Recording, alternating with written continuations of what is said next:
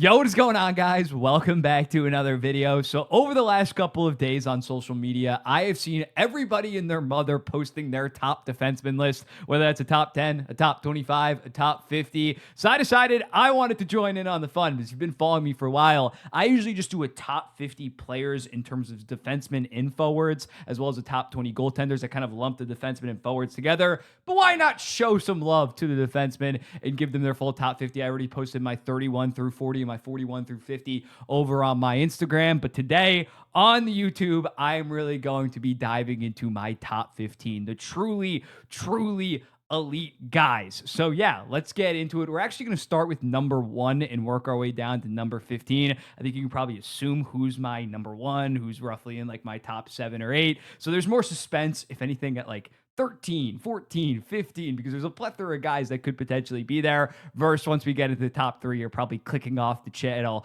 because you know who it's probably going to be. So yeah, let's get into it. And up first, no shocker here, I got Kale Marner as my number 1 defenseman in the NHL this season. 30 goals, the first guy since Mike Green to hit the 30 goal mark. 92 points, a plus 28, won the Norris, had very good underlying numbers as well, 55.7% expected goals percentage. He was awesome. He's basically been per game, because he has missed some games, per game, a no doubt top 3 defenseman every single year since the 2021 season. It starts, of course, with that amazing skating, especially at the blue line, the way that he's able to patrol the blue line and especially get within high danger chances to create offense for his team. He right now is the defenseman of this generation, and on top of the playoff numbers, although this year was kind of his weakest playoffs. And with this, I'm definitely valuing this season the most. 2 to 3 seasons, a decent amount, and then beyond that, and I might for some of the other guys value it. But for Kale Marner, Norris winner this year, and it's just been amazing for the last 5 years. He is the number 1 defenseman in the NHL. At number 2, Quinn Hughes, when looking at it, arguably could have won the Norris this season on top of winning it last year on a per-game basis. Might have been the best defenseman in the entire NHL with 76 points in 68 games, as well as very strong defensive analytics. His relative expected goals percentage on the Vancouver Canucks was insane. It was like 22%, and he was like 5% higher than any other defenseman, and that was all situations, not just 5-on-5, but he also was fantastic at 5-on-5. Nobody is better at getting the puck out of his own zone, whether it's him carrying it, whether it's him passing. He's awesome. Maybe the best passer in the NHL as well. A little bit undersized, but defensively has really just found the way in terms of being in the right position, active stick, to still be an amazing defensive defenseman as well. He has solidified himself as the second best defenseman, and he's potentially next year, if he has another top 2 season, maybe outplay his Kale Marner in the regular season, and then finally has that great playoff run that we can't quite put him ahead of Kale Marner yet because he doesn't have that. Meanwhile, Kale Marner's playoff numbers, again, besides this year, have been amazing. You could maybe start making an argument that he is the best defenseman in the NHL. Right now, he slides into the number 2 spot. At number 3, a guy that I have defended throughout my entire hockey content creation life, that is Adam Fox. Despite playing for the New York Rangers, this guy is pretty underrated at this point, in my opinion, especially after a rather weak Four Nations performance. And I definitely understand some criticism toward this, but it's not like he's been a ghost throughout the playoffs, although 2024 he was injured and didn't play that good. This guy in 2022 had 23 points in 20 games. He can rise to the occasion come playoffs.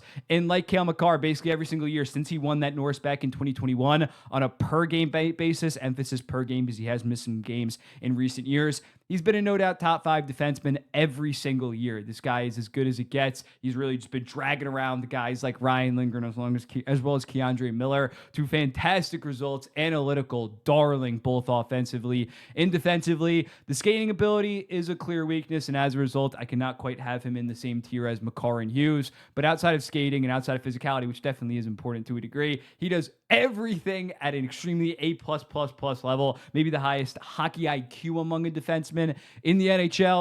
And as a result, given that track record, and again, even this year, 61.74 games, awesome analytics, he is my number 3 defenseman in the NHL. Number 4, this is where the list really starts for guys that have been following me for a while, guys and girls, because you know my top 3. Rasmus Ristolainen at number 4. This season, he was flipping fantastic. 68 points in 73 games. He had a 58.3% goals percentage on the Buffalo Sabres, and his expected goals percentage was awesome as well, 53.3%. When he was off the ice, that fell to 44.2%, one of the best marks in the NHL. 6'3", one of the most physically toolsy players, who has some of the best physical tools, better physical tools than Fox, Marner, and Hughes probably, just being that 6'3", smooth skating, high IQ defenseman. And I think if he was not on the Buffalo Sabres, he probably could put together a season similarly to a Quinn Hughes back in 2024 and be in serious best defenseman in the entire NHL conversations. I'll say it there. But as a result, I got to give him the number 4 spot in pretty comfortably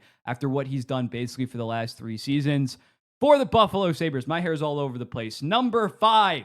Zach Werenski arguably could have won the Norris this season. Unfortunately, the Columbus Blue Jackets did not end up making the playoffs, and that kind of hurt him. But 23 goals, 82 points, playing 26.45 a night. That is bonkers. And people might scream recency bias with Werenski. It ain't recency bias with me. I had him number 11 on my defenseman rankings last summer, so I was very high on this guy. He has been one of my favorite defensemen in the NHL for multiple seasons. So when you have a season where you were just as good as a Kale Marner, just as good as a Quinn Hughes in the regular season, you're going to jump up a decent amount of spots. And when looking at the ability of this guy to create offense off the rush, scoring chances off the rush, he was only in the same tier as Quinn Hughes. Those guys were the clear top 2 guys, 6'2", 210 pounds, not the best defensive defenseman of all time, but again, his offensive tools, and he's solid defensively, makes him a top 5 defenseman in the NHL after this season. At number 6, Miro Heiskin, still one of the best defensemen, number 1s in the entire NHL.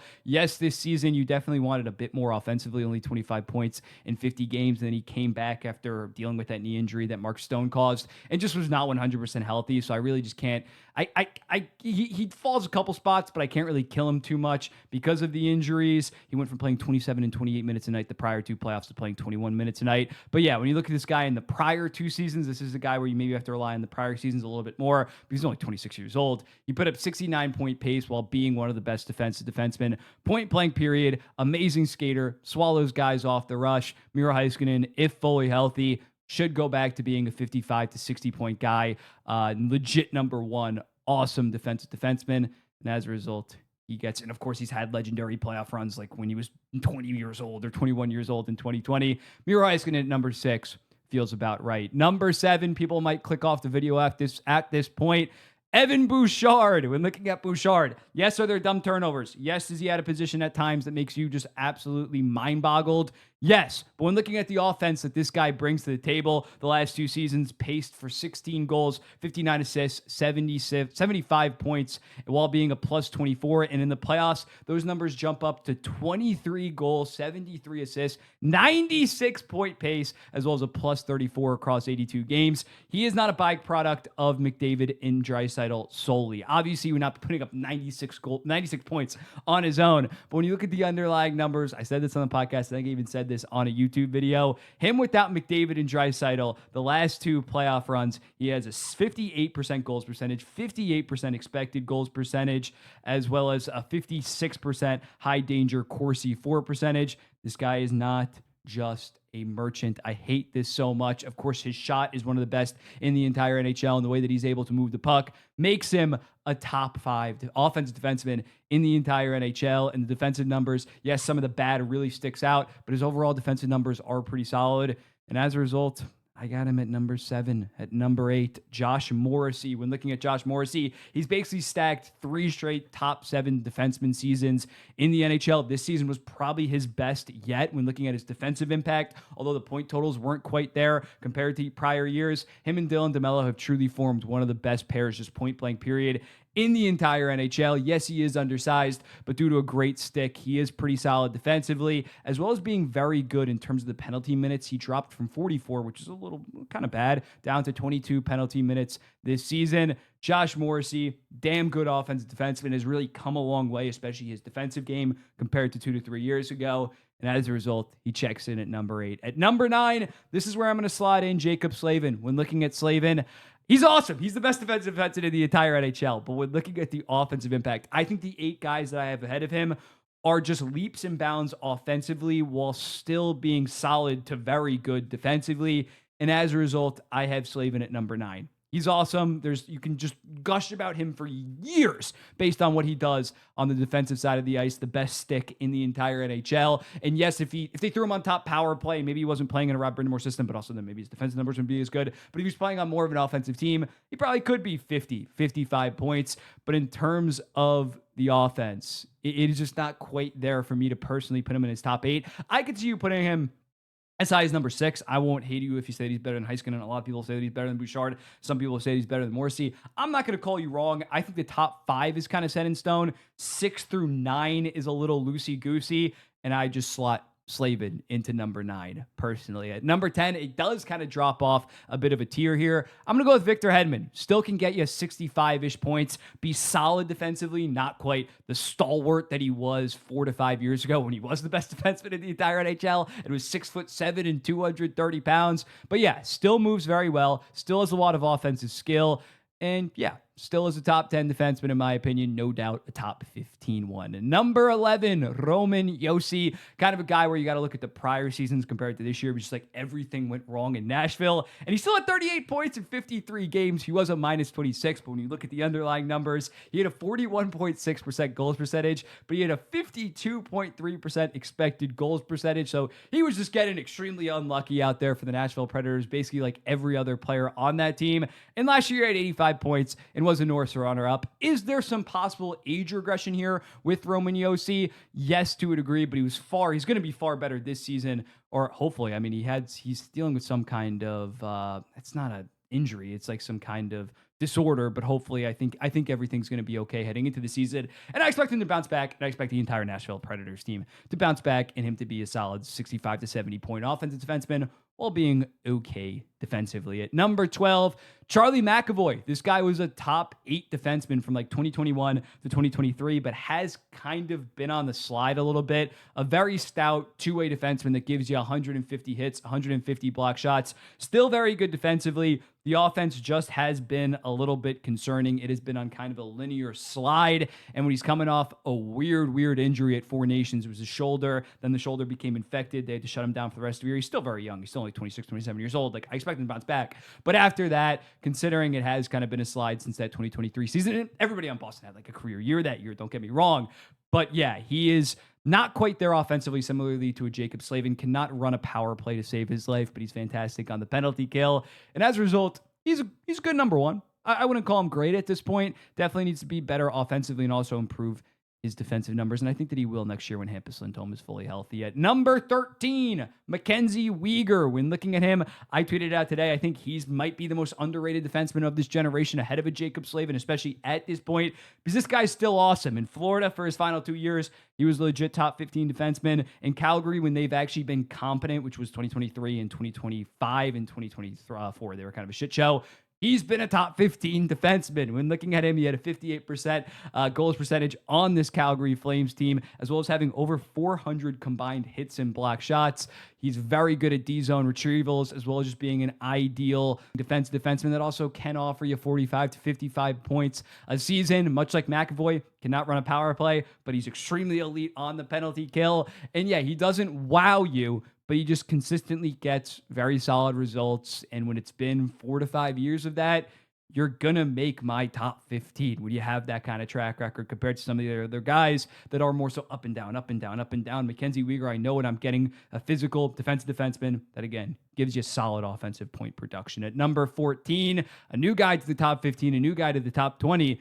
I got Jake Sanderson here. When looking at him, he has had the ideal linear improvement in terms of his development. Came in at 20 years old and was 32 points. Very solid both ways. The following season takes a little bit of a jump in terms of his ice time and his production. And this year, 57 points, playing 24-30 a night. Once Chikrin gets out of there, he just completely runs with it. He's one of the smoothest skating defensemen in the entire NHL. And what I talked about with McKenzie Weaguer, might already be one of the best defensemen at D-zone retrievals. To be that good at 22 years old in that regard, and the way that he's able to just get up and plays with that amazing skating, I've obviously compared him to Matthew Schaefer a decent amount. He is that ideal number 1 two-way defenseman, and especially penalties wise, only 12 penalty minutes this season, one of the best penalty differentials in the NHL this season at 22 years old. He's going to be a top 10 defenseman in no time and might be knocking on top 5 in 4 to 5 seasons. Well, actually, the top 5 is kind of tough because all those guys are like in the thick of their prime and have like 4 to 5 more year prime years.